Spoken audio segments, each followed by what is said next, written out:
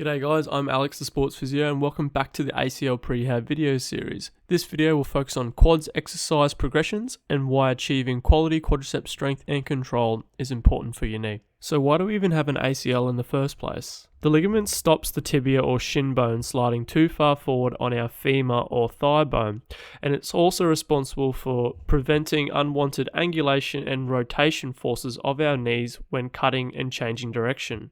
So when we lose this helpful ligament, we need to compensate with the muscles around the knee, making the quadriceps a very important muscle group with this injury. The early stage quads rehab in this video is going to focus on open kinetic chain, which pretty much means that the foot isn't in contact with the ground.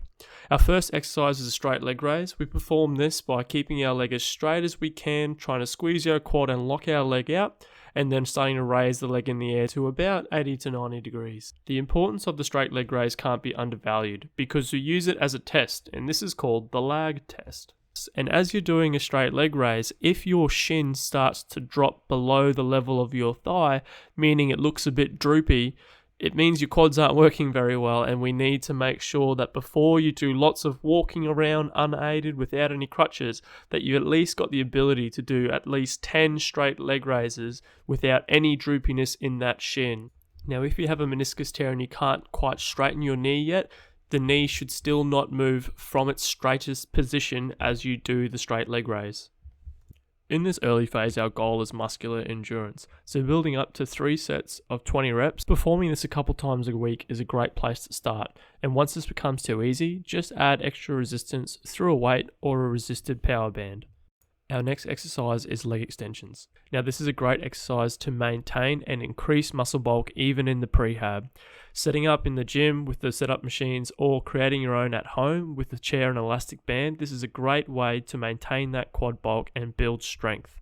If you have limited range of motion, just work within the range of motions that you have available, provided that it isn't too painful to do so. So now we're going to move on to a squat, our first closed kinetic chain exercise because our feet are on the floor. Set up facing a mirror so that you can get some feedback as to your foot position and your weight distribution. It's important to make sure that your feet are evenly apart and that we're squatting down in a controlled motion to a height that is comfortable. I would do this by using a box in all squatting movements that I use in this video. Goblet squats are a great way to transition into a heavier squat such as a front squat.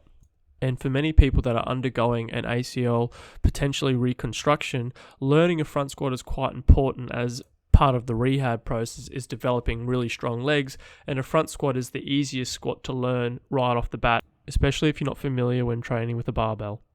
If you're someone that has trained in back squats instead of front squats and you would feel more comfortable doing a back squat, then by all means, please, you can do back squats. Once again, set yourself up with a box so that you're always going to a height that you're comfortable with, and that there's going to be no surprises if you increase the weight because you'll always be hitting the same depth.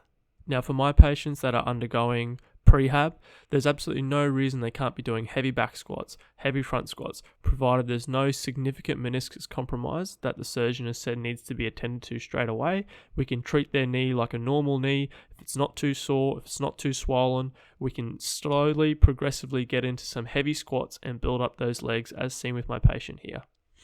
In this video is one of my patients who suffered an ACL injury about 2 months ago.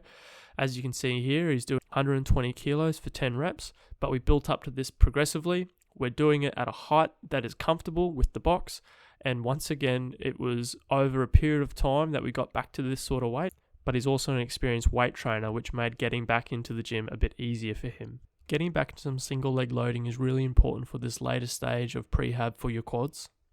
So make sure that you set yourself up with a height that is comfortable.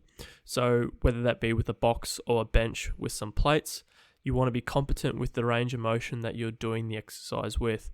So don't go too low if it's too challenging for your knee and if it's painful. You can then add more load, so adding in a dumbbell or a kettlebells when you're doing the single leg squats to make them harder. But if you're finding that that's a bit too challenging, just stick with body weight. If you found that doing squats with the barbell and trying to load up was too hard, we can go back to a leg press. Single leg press is a great way to build quad strength and quad bulk, and it's a nicer way to load up your leg, especially if you're not confident with squatting yet, or if you're someone that doesn't have a squatting or barbell background. Leg press is a great place to build up your confidence with your knee. Please keep in mind that technique and form trumps absolutely everything when doing this type of heavy late stage prehab.